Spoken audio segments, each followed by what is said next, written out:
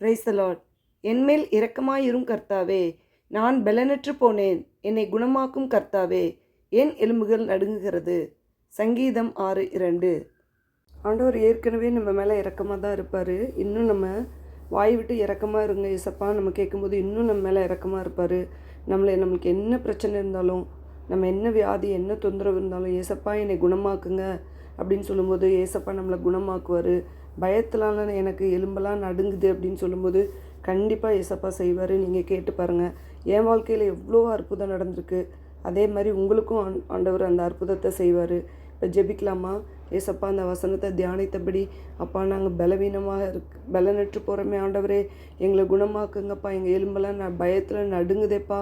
எங்களுக்கு நீங்கள் இரக்கம் காண்பீங்க ஆண்டவரே. எங்கள் மேலே இரக்கமாக இருக்கீங்கப்பா. ஸ்தோத்திரம் அப்பா. எனக்கு நீர் செய்த அற்புத அதிசய அடையாளங்களை அப்பா அந்த வசனத்தை தியானிக்கிற ஒவ்வொருவரும் படிக்கிற ஒவ்வொருவருக்கும் செய்யுங்கப்பா.